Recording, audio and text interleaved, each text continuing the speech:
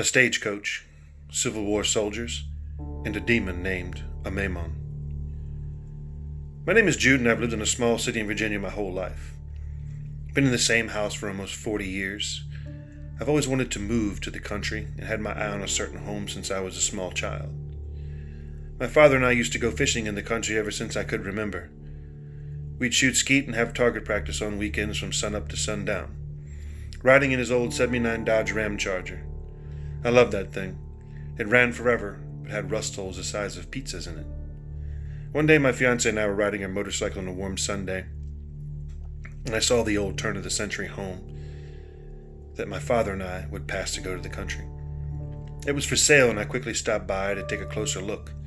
My fiancée, who we'll call Karen, asked why we stopped, and I explained, "This house. I always wanted this house." It was an 1840s-era brick home with double fireplaces, large windows, and with glass so old it seemed to have waves in it. Surprisingly, it was an open house that day, so we were greeted by a friendly realtor lady who warmly invited us in.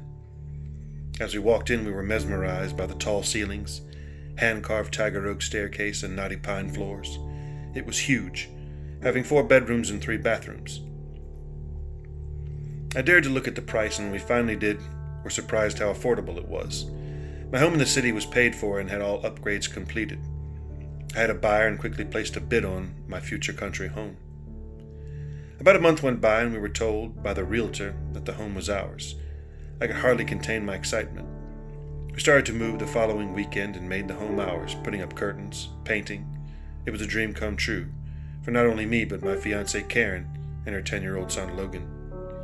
About 2 weeks into moving into the home, the first strange thing happened. I was in the kitchen washing dishes in front of the large window that faces a small shed and woodline. It was summer and was close to getting dark around 8:40-ish. I noticed a man walking through the yard towards the woodline. I quickly dropped what I was doing, headed out back to see why the gentleman was on my property. When I walked outside, I could see the man towards the woods. I yelled, "Hello? Hello?" No answer. The man didn't even turn around. I then went to my garage to get my ATV to get the man and let him know he was trespassing on my property. As I approached him, the man entered the tree line, turned around, looked at me, and was simply gone. I jumped off the ATV with astonishment, shined my flashlight in the woodline, and nothing. I was bewildered. I then noticed something I didn't notice before. The man had on strange clothing. He had on what appeared to be jean wool pants with suspenders and a large brim hat. I knew right away something was wrong. I knew right away that I remembered something. I was a Civil War reenactor for many years and wore the same type of clothing. Up the road from the house was a Civil War site, and I thought for a moment that maybe there was a link. Maybe? I don't know. I tried rationalizing what I saw. Maybe it was just a man looking for his dog or just passing through. But why? There was nothing back in those woods. I then told my soon-to-be family what had happened, and they all brushed it off as me having a vivid imagination. It stuck in the back of my mind for days to come. The next incident would be much more convincing to everyone in the house. On a hot and muggy night, Logan went to bed and was tucked in by his mother. It was around 9 o'clock, and his room was on the second floor facing the old country road and driveway to the home. About 30 minutes went by, and Karen and myself heard a scream that was blood-curdling. We rushed up to find him in tears, pointing to the window. I asked him what was wrong, and he said, "The man in the window! The man in the window!" I giggled a bit and said it was most likely a bad dream, but he was adamant and said, "No, the man in the window!" I went up to the window and looked outside and saw nothing. I explained to him that he was about 30 feet up and that no one could be in the window unless he was about 40 feet tall. He was shook up and decided to let him sleep on the couch in the living room for the night. As my love and I got ready for bed ourselves, we were just tucked in and about to fall asleep when the doorbell started to ring. I thought, who in the world would be out here after 10 p.m.? There was a road about 150 yards away from the home. There was a possibility that someone had a vehicle issue, perhaps a flat tire or an engine problem. I ran downstairs and peered through the peephole to find nothing. I opened the door and looked around and didn't see anything, just complete eerie silence. Ding-dong ditch, unruly kids, I don't know. But I had a long day the next day and wanted to get to sleep. As I turned to go upstairs, the bell rang again. Furiously, I turned around and within seconds opened the door, and again, nothing. I knew it wasn't humanly possible to ring that doorbell and be out of sight that fast. I got a cold chill and cursed, "Damn it, stop it now! Whomever or whatever the hell you are!" I waited and heard nothing but silence. I closed the door and waited about 5 minutes at the foot of the stairs. Karen came down and asked me what I was doing and who was at the door. I said nobody. I explained what happened and she said that I should go check the outside of the house. I agreed. I got my 9mm pistol and flashlight and did so. I checked all windows, the cellar, back door. They were all secure. All I heard was an eerie silence. I came back in and explained that there was nothing and that everything was clear. I went to bed that night and luckily had no further incidents. I then thought to myself that maybe we were going to have a problem that was not of this world. A few weeks went by and everything was fine. The new house was a dream come true. We went skeet shooting and shot pistols out the back paper targets. I bought a .22 rifle for Logan and he loved it. He plinked around at plastic bottles as I taught him gun safety as my father did me many years before. We were shooting and we noticed that we were almost out of .22 ammo, so I told Karen to stay there while I went into the house for more. Logan put the rifle in safety down on the shooting pad that I bought him. I told him safety first, and he looked up at me smiling and said, "Yes, sir, safety first." I explained that he could shoot the rifle as long as an adult was there, and his mother agreed. So they plinked away at targets at the woodline until I returned. I guess they shot all the rest of the ammo, as I didn't hear them shooting anymore. As I walked down to our newly made range, they were both standing there, dumbfounded. I asked them what was wrong, and what Karen would tell me next would blow my mind. She explained that they were shooting at targets and all of a sudden men on horseback wearing gray uniforms with swords and large hats came rushing out of the woodline. I looked at her in bewilderment and knew her son was telling the truth. Logan told me the same story. He repeated what his mother said, wide-eyed, and said that men on horses came out of the woods and then galloped off into the trees. I knew at that moment that what they were describing were Confederate cavalry soldiers, but how could that be? We all sat there in amazement and quickly jumped on the ATV to see where they had been. When we got there, it was silent, and the area had an electric feel to it with a gentle breeze. I hopped off the ATV and checked the area. Nothing. At that moment, Logan said, "Hey, Dad, look, horseshoe prints." There were horseshoe tracks in one area where the ground hadn't quite dried up yet. I was in disbelief. How can this be? I knew something had to be done. Questions had to be answered, and I made my mission in life to find out what was happening. I contacted the realtor who sold me the home and asked her to see if she could get in touch with the owner to contact me about some things. She said she would contact them for me and relay my information. I hoped they would call. About 3 days passed and I received a call from a young man named Percy. "Hello? Hi, this is Percy. I was giving your info about the house you bought from my grandpa's estate." Exuberantly, I said yes. I immediately asked him if he knew any strange occurrences that happened at the house, and he giggled and said, "Oh, sure. My grandpa used to tell me stories of that place all the time. See, the house was there during the Civil War, and up the street was the Great Beefsteak Raid." I immediately put two and two together and remember vividly how my father would always talk about how the Confederate cavalry made off with thousands of head of cattle. Did it have something to do with what was happening? Was it the ghosts of the cavalry that made my family see what they saw? Who was the man that I saw going towards the woodline? Percy then said the house was a stopping point and was used as a local inn for travelers for many, many years. He then said, "Did you see the cavalry soldiers too?" My heart started to race and I couldn't believe it. He giggled again and said, "No worries, but the only one I ever worried about was that tall man. He scared us and my grandpa always tried to chase that one off." Was that the man that Logan saw? We chatted a while longer and I thanked him for his time. A few months went by and it was close to Halloween. No incidents and things seemed quiet. I was working overtime. I was on my way home when I received a call from Karen saying that Logan saw the same man he saw looking in his window. I rushed home and told her to get her .38 Special snub-nose revolver I bought her and keep it by her side and make sure all the doors were locked. I said, "If things get worse, or if you see him again, call the sheriff's office." As I approached the house in my trusty 89S10 rust bucket, I didn't notice anything. I went inside and asked them what happened. I saw that Karen and Logan were shook up. At that point, I lost it. I grabbed my pistol and flashlight and ran outside. I cursed and challenged whatever was tormenting them to face me like a real man.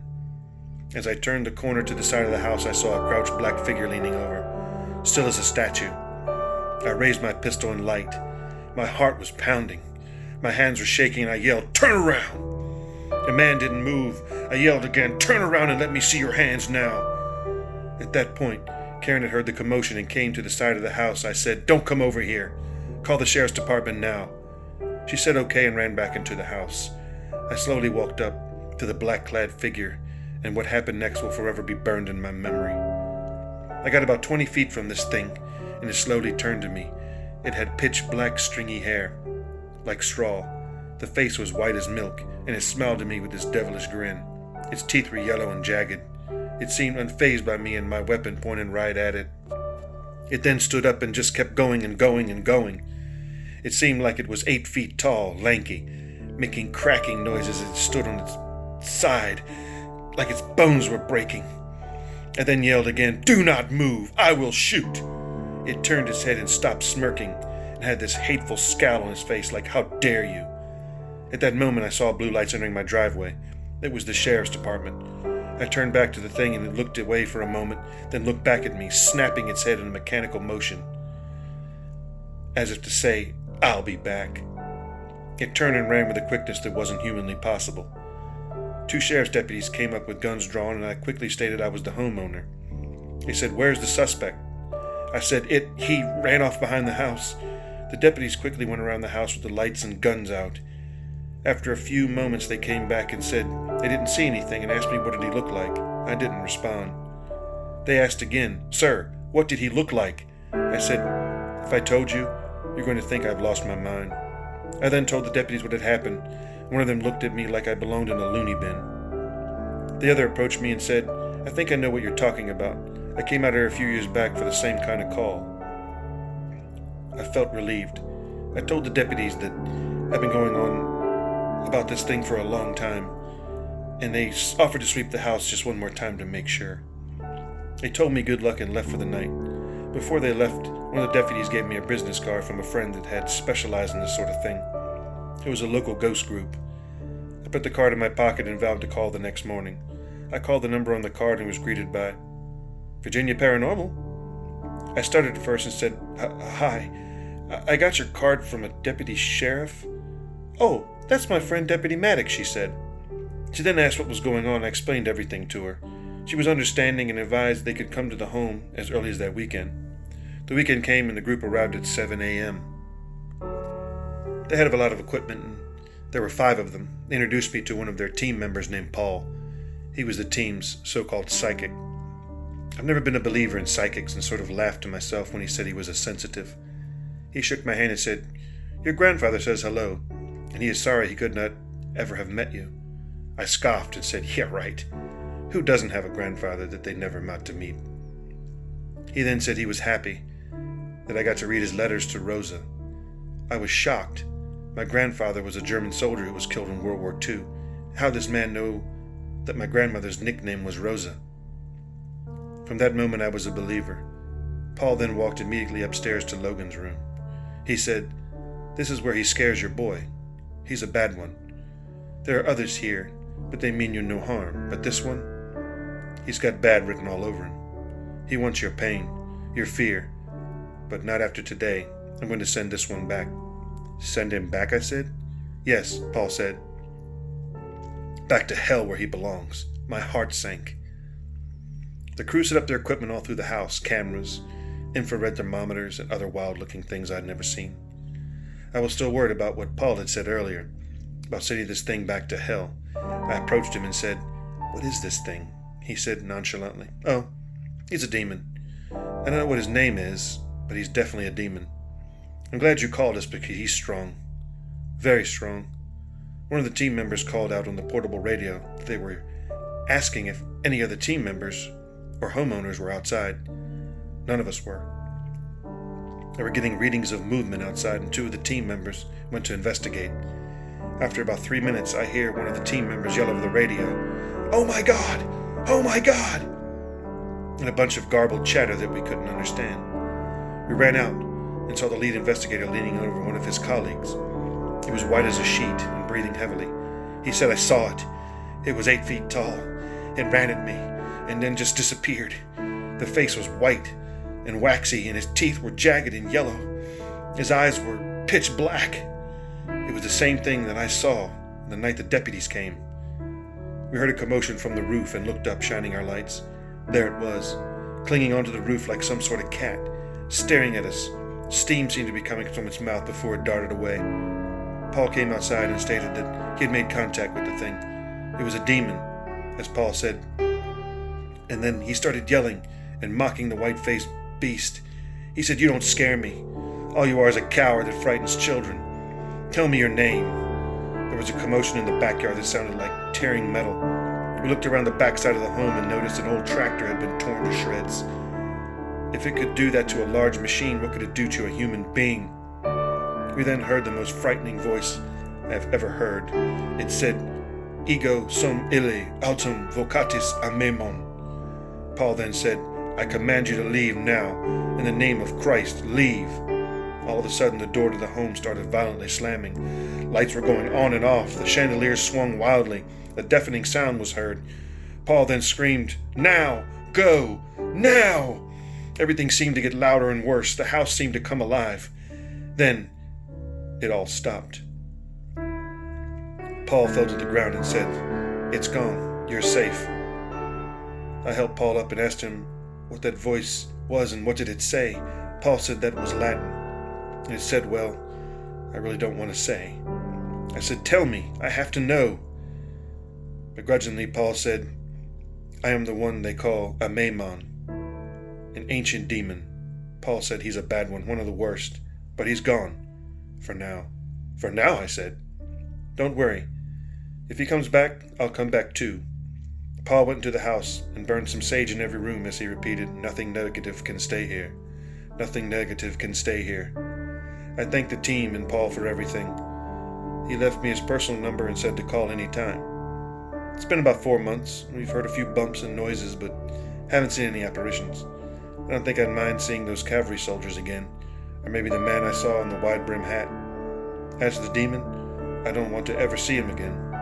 The team called me and said that they had some interesting footage to show me. I don't want to see that either.